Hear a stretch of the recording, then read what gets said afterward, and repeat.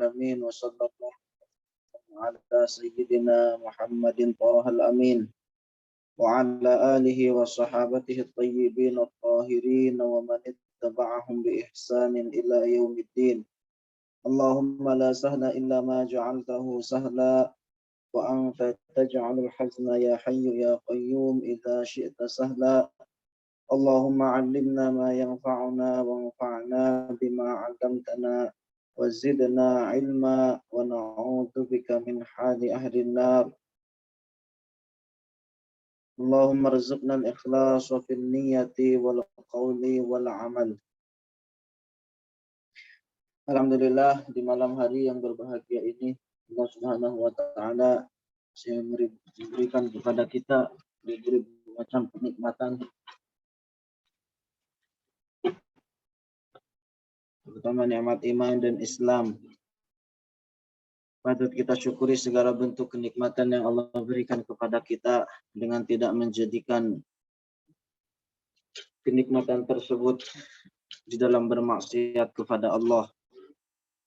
Karena para ulama membagi syukur itu kepada dua bagian. Yang pertama ada kalanya syukur sunnah. Seperti ketika orang mendapatkan suatu kenikmatan dia berucap alhamdulillah. Seperti ketika dia diberikan kenikmatan kesehatan mengucapkan alhamdulillah, itu maka termasuk ke dalam kategori syukur yang sunnah. Adapun syukur yang wajib atas setiap individu masing-masing dari kita adalah masing-masing dari individu mukallaf adalah dengan tidak menjadikan kenikmatan yang Allah berikan di dalam bermaksiat kepadanya. Insyaallah di malam hari atau kepada kesempatan yang bahagia ini kita akan melanjutkan buku tema kajian kita, buku Hijrah Antil Jannah. Kemarin sampai kepada tentang bab menebar salam.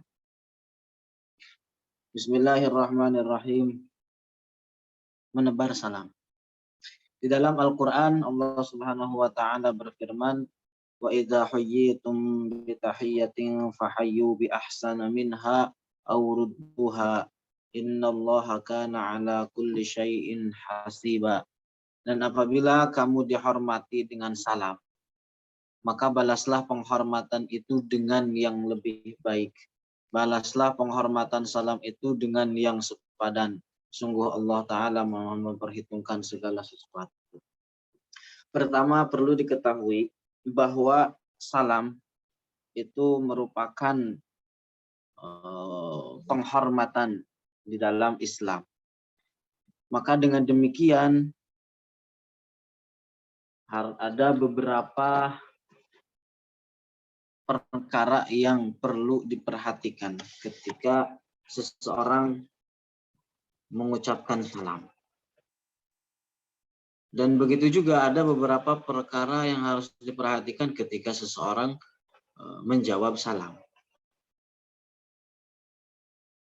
Ketika seorang berucap atau memulai dengan mengucapkan salam assalamualaikum, maka jawaban yang tepat atau istilahnya karena di dalam bahasa Arab itu memiliki kaidah, maka ada beberapa perkara yang harus diperhatikan ketika menjawab salam. Maka dijawab dengan waalaikumsalam. Gak bisa dijawab atau gak boleh dijawab waalaikumsalam. Itu mah orang Sunda, waalaikumsalam. Waalaikumsalam. Maka yang benar demikian. Ketika seorang mengucapkan assalamualaikum, maka hendaknya dijawab dengan yang lebih fahayyu bi ahsana minha. Maka diberikan penghormatan yang lebih dari itu. Maka ketika orang berucap assalamualaikum, maka dijawab dengan sesuatu yang lebih. Dijawab waalaikumsalam warahmatullah misalnya. Atau yang sepadan waalaikumsalam sekalipun tidak menjadi masalah. Nah, itu beberapa perkara yang harus diperhatikan. Jadi Itu terutama ada al di situ, waalaikumsalam. Jadi nggak bisa jawab waalaikumsalam karena ada alnya di situ, waalaikumsalam. Nah, dalam sebuah hadis Rasulullah Shallallahu Alaihi Wasallam bersabda, da'watul muslimi li akhihi bi dhahril ghaibi mustajabatun 'inda ra'sihi malakun muwakkal kama da'a li akhihi bi khairin qala al malakul muwakkal bihi amin walaka bimisl. Doa seorang muslim untuk saudaranya semuslim di belakangnya, artinya di belakang itu misalnya ketika dia berdoa setelah melakukan sholat, ketika dia berdoa bermunajat di sepertiga malam setelah melakukan tahajud atau sholat sunnah yang lainnya, kemudian dia mendoakan terhadap saudaranya semuslim, itu namanya doa bizzahril ghaib. Artinya tidak di hadapannya, di belakangnya. Artinya di belakang orang saudara muslim tersebut. Nah, itu bizzahril ghaib tanpa diketahui oleh. Mustajabatun inda ra'sihi malakun muwakkal. Adalah doa yang mustajabah. Di atas kepala orang yang berdoa tersebut ada malaikat yang telah diutus. Sehingga setiap dia mendoakan kebaikan untuk saudaranya, maka malaikat yang diutus tersebut berkata amin. Dan kamu juga akan mendapatkan seperti itu. Artinya bagaimana? Orang yang mendoakan sesama saudaranya semuslim, terutama di dalam keadaan bizzahril ghaib, itu adalah sesuatu yang tidak akan pernah merugi. Orang yang didoakan oleh kita, misalnya saya berdoa, ya Allah, selamatkanlah si fulan, jagalah si fulan, dan seterusnya, maka itu yang mendoakan saya. Akan tetapi ketika saya mendoakan orang tersebut, maka saya didoakan oleh malaikat. Begitu. Sekarang mana yang istilahnya lebih hebat? Yang mendoakan tentunya. Jelas dia yang didoakan oleh malaikat. Ini adalah sesuatu yang luar biasa. Kekuatan berdoa. Doa dalam hadis dijelaskan silahul mukmin, merupakan senjata bagi orang mukmin. Makanya suatu renungan bagi kita yang di malam harinya begitu saja melewatkan malam-malam hari tanpa bangun, tanpa ada melakukan sholat sunnah, tanpa ada melakukan munajat, berdoa, meminta kepada Allah, memohon tentang apa yang menjadi hajat kita. Tuh. Terkadang kita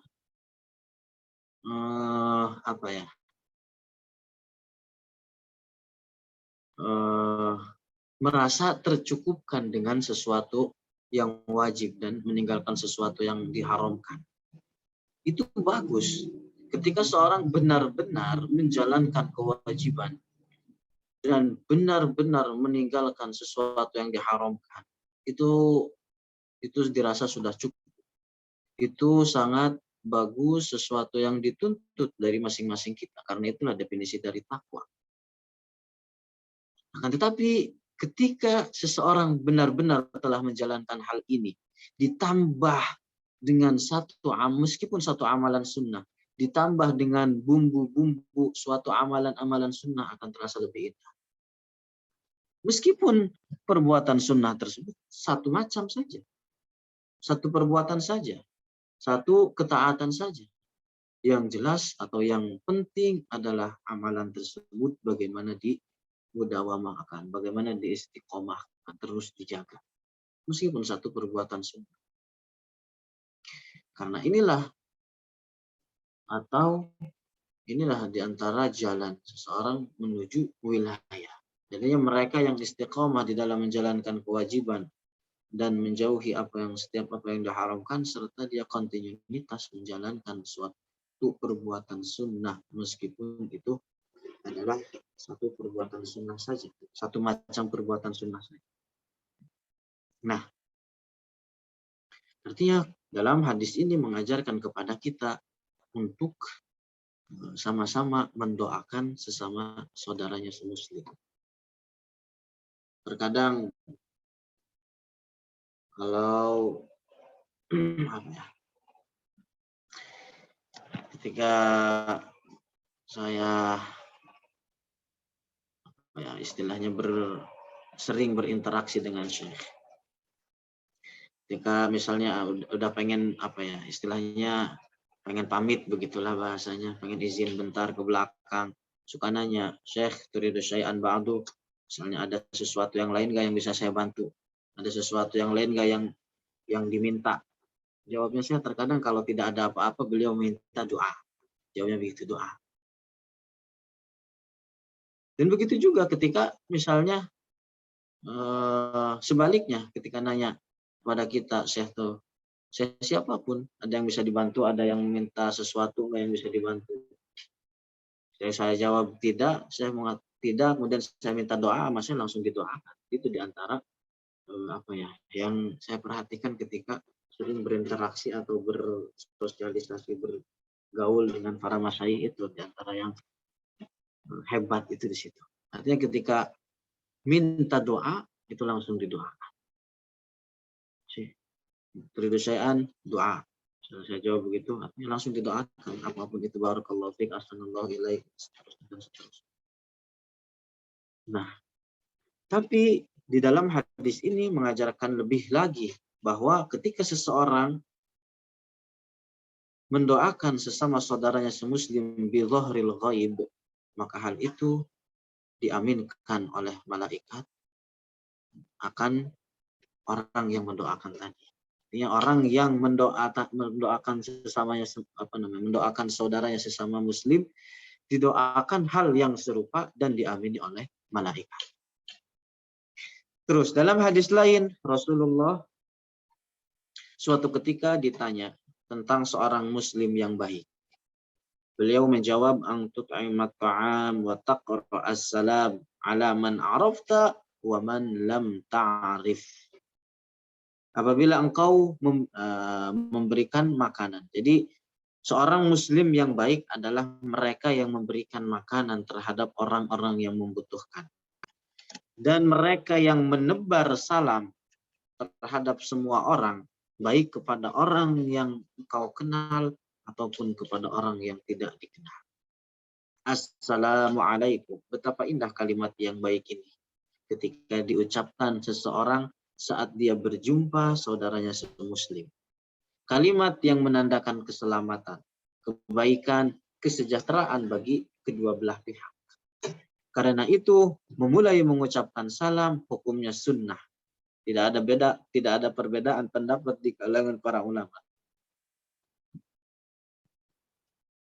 Adapun hukum menjawabnya tergantung keadaan. Ada kalanya fardhu ain, ada kalanya fardhu kifayah, dan seterusnya. Kemudian di antara akhlak mulia di dalam Islam adalah sebagaimana disebutkan dalam sebuah hadis, yusallimur raqibu 'alal mashi wal mashi 'alal qa'idi wal qalili 'alal kasir. Hendaknya seorang yang berkendara itu memulai mengucapkan salam terhadap mereka yang berjalan. Artinya misalnya orang berkendara naik motor, ngelihat orang berjalan, yang naik motor itu mengucapin salam, Assalamualaikum. Nanti yang jalan menjawab. Dan orang yang berjalan memulai mengucapkan salam kepada orang yang duduk. Jadi orang jalan kemudian melewati orang yang lagi duduk-duduk, maka orang yang jalan yang terlebih dahulu mengucapkan atau mengucapkan salam. Dan yang sendiri memulai mengucap salam kepada orang banyak. Nah, terus perkataan yang baik. Dalam sebuah hadis bahwa Rasulullah Shallallahu Alaihi Wasallam bersabda, al-kalimatu thayyibah shadaqah, bahwa perkataan yang baik adalah sedekah. Hari ini memberikan pemahaman bahwa kata-kata yang baik yang mengandung hal ini memberikan pemahaman bahwa kata-kata yang baik itu mengandung pahala sebagaimana sedekah juga mengandung pahala. Jadi mana dari hadis ini al-kalimah at-thayyibah shadaqah. Jadi sebagaimana sedekah mengandung unsur pahala, begitu juga perkataan yang baik itu juga mengandung unsur pahala. Disebutkan dalam hadis lain bahwa Rasulullah Shallallahu Alaihi Wasallam bersabda, "Fattaqun nara walau bisyikki tamrah, faman lam yajid fabi kalimatin thayyibah." Hindarkanlah diri kalian dari api neraka, meskipun hanya dengan bersedekah, hanya dengan memberi sepotong kurma saja. Dan jika dia tidak mendapatkan sepotong kurma, maka dengan mengucapkan kata-kata yang baik. Bukan dengan mengucapkan kata-kata yang baik sampai sebatas ini indahnya Islam. Perkataan itu ada dua macam, perkataan baik dan perkataan yang buruk. Setiap perkataan yang mengandung unsur ketaatan dan kesalahan dan kesalehan dan kesolehan, bukan kesalahan, dan kesalehan adalah suatu kebaikan. Ada banyak kata-kata baik dan singkat yang membuat orang lain merasa dihormati bila diucapkan. Jadi bahkan merasa dicintai. Seperti, apakah Anda mengizinkan saya untuk bla bla bla bla. Terima kasih atas bla bla bla bla. Tuh, bisakah Anda membantu saya dengan bla bla bla bla dan lain sebagainya. Ucapan yang kecil tapi yang dimintai tolong, yang dimintai bantuan merasa dihormati, merasa dicintai ketika kita meminta pertolongan dengan nada yang seperti ini. Dalam sebuah hadis Rasulullah Shallallahu Alaihi Wasallam bersabda, "Faman ahabba an yuzahzaha 'anil nari wa yudkhilal jannata falta'tihi maniyatuhu wa huwa yu'minu billahi wal yawmil akhir wal ya'ti ilan nasil ladzi yuhibbu an yu'ta ilaih." Jadi barang siapa yang menginginkan dihindarkan dari api neraka dan masuk ke dalam surga, maka hendaknya dia menjemput kematian dalam keadaan beriman kepada Allah Ta'ala dan beriman dengan hari akhir. Dan hendaknya dia memperlakukan orang lain sebagaimana ia suka diperlakukan seperti demikian itu. Hadis ini mengajarkan kepada kita untuk meraih keselamatan dari api neraka dan masuk ke dalam surga adalah dengan mengamalkan beberapa perkara yang disebutkan dalam hadis tersebut. Yang pertama yaitu beriman kepada Allah Ta'ala dan juga hari akhir. Dan memperlakukan manusia dengan sesuatu yang dia sendiri senang diperlakukan demikian. Kita senang jika diperlakukan dengan jujur tanpa bohong. Senang diperlakukan dengan penuh amanah tanpa khianat. Begitu pula, maka hendaknya kita memperlakukan orang lain seperti apa yang kita senangi bagi diri kita sendiri. Subhanallah. Maka hendaklah kita memperlakukan orang lain dengan penuh amanah, bukan dengan menipu dan khianat. Kita memaafkan mereka ketika mereka berbuat buruk kepada kita dan tidak dengan berkata ia telah menyakitiku maka aku akan membalasnya. Jadi tidak membalas suatu keburukan dengan keburukan lainnya. Karena kemarin sudah sering dijelaskan bahwa definisi dari akhlak yang mulia itu adalah ungkapan ini salah satunya, tidak membalas suatu keburukan orang lain dengan keburukan yang serupa. Hendaknya kita memperlakukan mereka dengan penuh kebaikan. Kita tundukkan hawa nafsu kita, jangan sampai kita melakukan keburukan yang sama untuk membalas mereka. Karena hawa nafsu itu di antara sifat yang mengajak terhadap congkak di hadapan orang lain semata. Begitu hawa nafsu. Hawa nafsu mengajak at-tarafu 'alan nas, mengajak congkak, mengajak sombong di hadapan orang lain semata. Ya.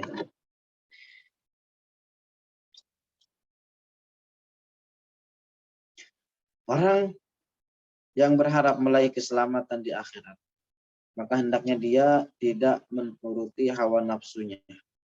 Lihatlah karena tujuan kita adalah akhirat. Jangan ikuti hawa nafsu yang membawa kepada kerusakan dan kecelakaan. Ingat, segala suatu bentuk kebahagiaan akhirat yang akan diraih itu dengan menundukkan hawa nafsu. Sungguh hawa nafsu itu hanya mengajak pada beberapa perkara saja.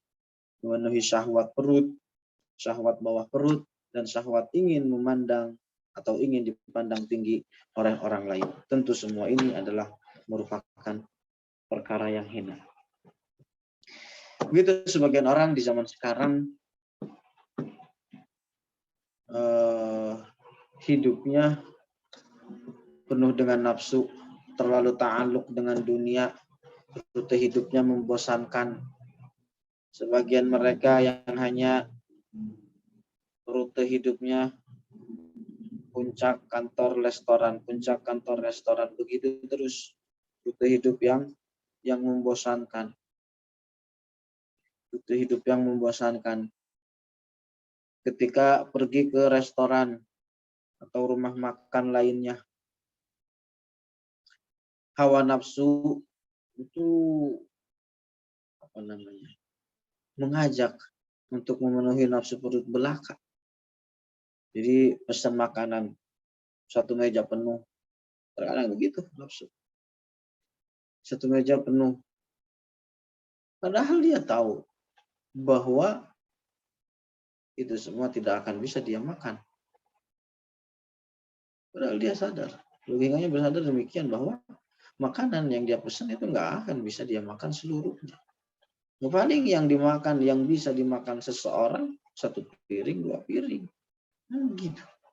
Tapi yang dipesan adalah 10 piring, 20 piring. Padahal yang sampai kepada perutnya hanya sepiring, 2 piring. Dan istilahnya ketika seseorang makan dengan makanan yang mahal, makanan yang mewah, itu yang membedakan dengan makanan yang istilahnya biasa saja, artinya harga yang biasa, harga yang normal. Itu hanya masalah di dalam bibir semata, di dalam mulut semata. Di dalam mulut semata, udah nyampe tenggorokan, sama. Makanan kaki 5 dengan bintang 5, yang membedakan di mulut doang. Sampai tenggorokan sama, sampai perut juga sama, yang keluar juga sama. Itu yang membedakan di mulut. Kadang orang begitu memesan makanan sampai berpiring-piring, berpuluh-puluh piring, tapi yang dimakan cuma sepiring, 2 piring. Begitu juga nafsu belanja. Terlebih lagi biasa ketika mendekati hari raya, orang belanja baju, belanja pakaian, 5 setel, 10 setel. Padahal dia tahu bahwa pakaian yang dia beli itu tidak akan pernah terpakai semuanya dalam satu waktu. Ada yang ketika datang mall, belanja, melihat baju ini pengen, melihat baju ini pengen, hingga akhirnya dibeli semua karena ingin berharap memenuhi hawa nafsunya.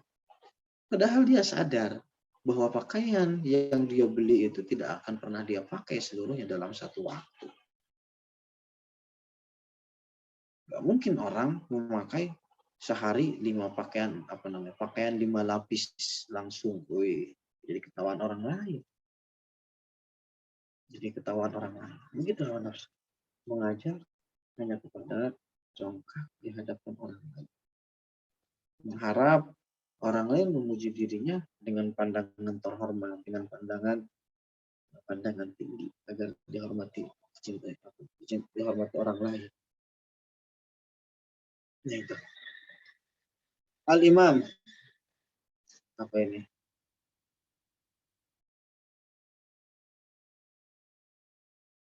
Sebagian ulama berkata bahwa di antara musuh yang paling besar adalah nafsu yang ada di dalam diri kita sendiri.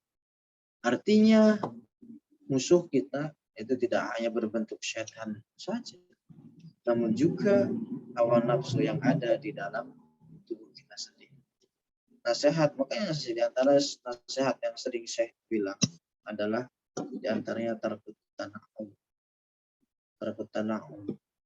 Karena kalau seandainya orang terbiasa dengan tanah, ya, dengan hidup bergelimangan, sesuatu yang nikmat terus, makan enak terus, daging terus, dan seterusnya, sesuatu yang enak, maka dikhawatirkan orang tersebut ketika terjatuh atau ketika tidak mendapati apa yang menjadi hawa nafsunya, dia terjerumus ke dalam perbuatan yang diharamkan.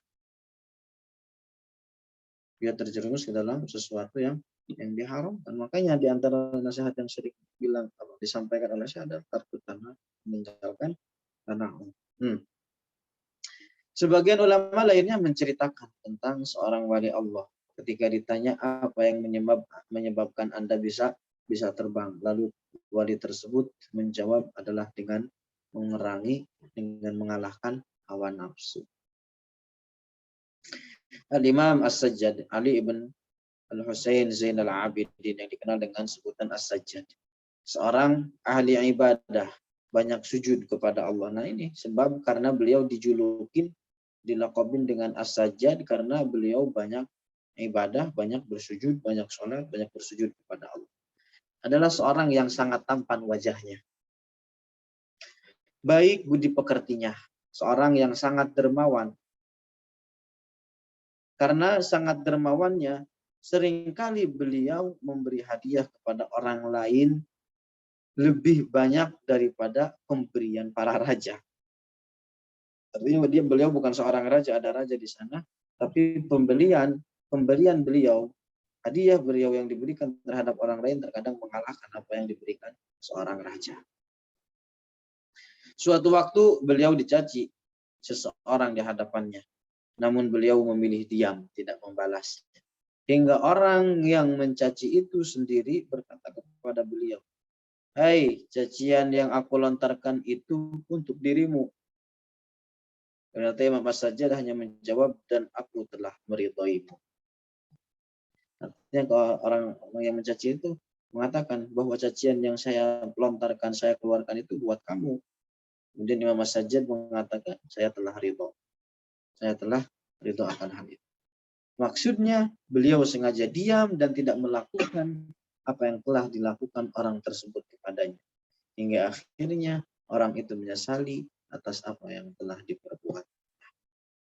Maka hendaknya setiap orang dari kita memiliki akhlak demikian ini di dalam bergaul dengan saudara sesama muslim.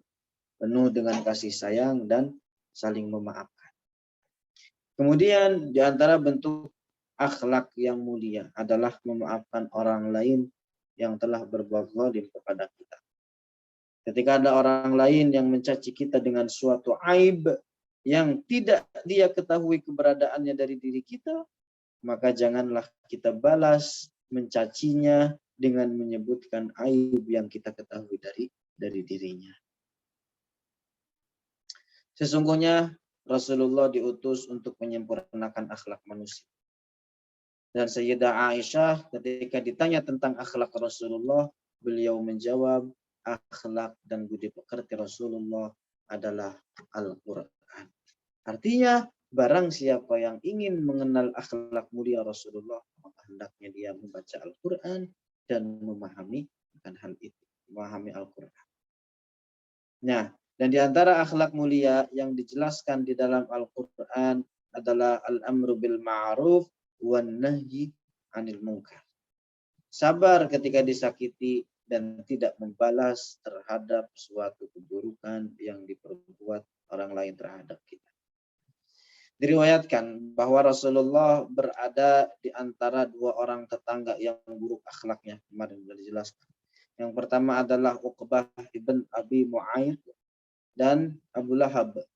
Mereka berdua senantiasa melemparkan kotoran manusia di hadapan atau di depan pintu Rasulullah, di depan pintu rumah Rasulullah. Namun demikian, Rasulullah tetap bersabar atas apa yang mereka lakukan. Walaupun sesungguhnya beliau seorang yang berberat, beliau seorang yang pemberani. Allah Ta'ala memberikan beliau kekuatan yang setara dengan 40 laki-laki yang sangat kuat. Tapi demikian beliau tetap saja memaafkan apa yang telah diperbuat terhadap dirinya. Terus memberikan kebahagiaan kepada orang lain.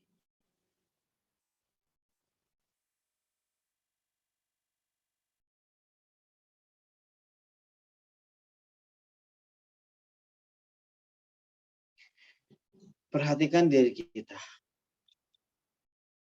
Apa yang akan kita lakukan saat kita dalam keadaan senang? Ketika kita senang, apa sih yang kita lakukan? Kita jawab di dalam ketika kita dalam keadaan senang, diri kita merasa lapang. Dan keadaan tersebut dapat mendorong kita untuk melakukan berbagai macam kebaikan.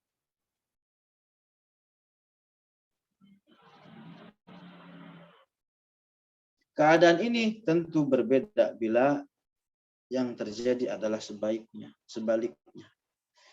Ketika hati dalam keadaan sempit, maka sulit pula untuk melakukan kebaikan. Maka di antara perkara yang dapat membahagiakan orang lain adalah berbicara dengan mereka tentang perkara-perkara yang mereka sukai. Ini juga merupakan jalan dakwah seseorang. Ketika hendak berdakwah, mengajarkan sesuatu akidah atau ilmu hal terhadap orang lain, maka mulailah berbicara dengan mereka dengan sesuatu yang mereka sukai. Dengan sesuatu yang mereka sukai. Tentu tidak dengan melewati batasan syariat. Tidak berbicara dengan mereka dalam apa yang disukai oleh mereka, tapi tanpa menyalahi kebenaran. Dengan demikian, berbicara dengan orang lain dalam sesuatu yang membuat orang lain tersebut senang adalah salah satu jalan untuk meraih hati. Jadi ketika hatinya sudah kita miliki kuncinya, akan mudah bagi dia untuk mendengarkan apa yang kita ucapkan. Akan mudah bagi dia untuk menerima setiap dakwah yang kita sampaikan terhadap mereka. Nah, dan orang yang berperilaku demikian itu akan dicintai banyak orang. Contoh seperti apa yang dilakukan oleh Rasulullah saat beliau bergurau dengan sahabatnya. Mereka minta ikut bersama Rasulullah dengan menaiki binatang tunggangan. Maka Rasulullah berkata, aku bawa kalian dengan menaiki anak unta. Kan para sahabatnya pengen ikut bersama Rasulullah. Nah, kemudian Rasulullah berkata kepada mereka bahwa mereka akan membawa bahwa Rasulullah akan membawa mereka dengan menaiki anak unta. Salah seorang sahabat berkata, wahai Rasulullah, untuk apa anak unta? Itu nggak bisa ditunggangi. Rasulullah menjawab, bukankah semua unta itu adalah anak unta? Paham itu maksudnya? Bukankah semua unta itu anak unta? Jadi sekalipun umurnya udah berapa tahun, 2 tahun, 3 tahun, 4 tahun, itu asalnya atau namanya juga tetap anak unta. Ya kan? Nah, ini bergurau. Bercandanya Rasulullah, tentu bercandanya beliau pernah membatasi syariat, tidak pernah menyalahi syariat, tidak pernah melampaui syariat.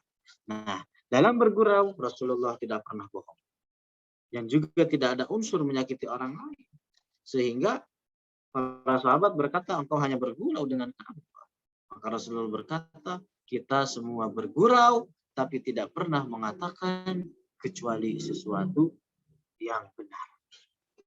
Rasulullah terkadang juga membawa Al-Hasan dan Al-Husain, keduanya dipeluk, digendong, dan terkadang beliau juga bermain dengan putra-putrinya untuk membuat mereka senang. Nah, diriwayatkan ketika Rasulullah melihat seorang sahabat dari kalangan perempuan bernama Ummu Khalid mengenakan pakaian yang bagus. ketika Ummu Khalid menggunakan pakaian yang bagus, Rasulullah memujinya dengan berkata, Ummu Khalid Jamilah. Ummu Khalid sekarang sangat cantik. Yang demikian, hal itu dapat memberi kebahagiaan bagi orang lain adalah salah satunya.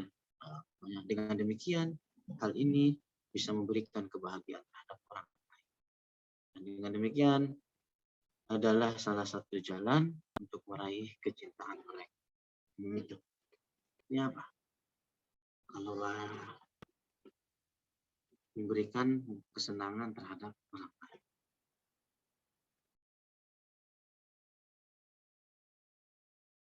Subhanallah. Mukhalid Jamilah. Ini kalau di kita ini sudah terlalu tangguh ketika mengatakan seseorang subhanallah. Emang zaman sekarang ya gimana ya? Pasar.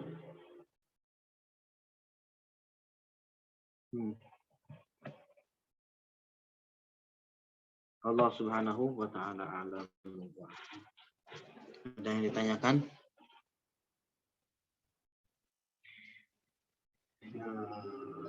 Insyaallah barakallahu fikum.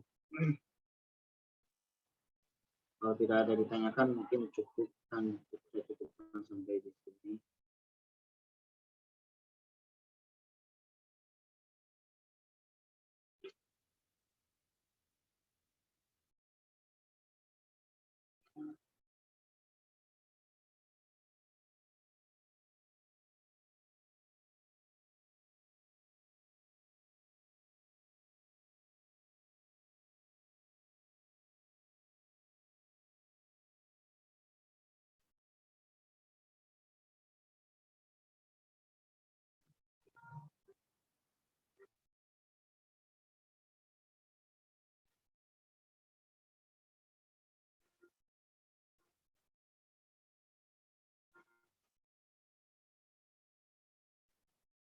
Barakallahu fikum, ahsanallahu ilaikum. Akramakumullah. Allah yanfa' bikumul ummah. Allahumma 'allimna ma yanfa'una wanfa'na bima 'allamtana wa zidna 'ilma wa na'udzubika min hali ahli nar. Wa akhiru da'wana anil hamdulillahi rabbil alamin. Halil la ilaha illallah. Allahumma shalli ala sayyidina Muhammad wa ala alihi wa sahbihi wa sallim.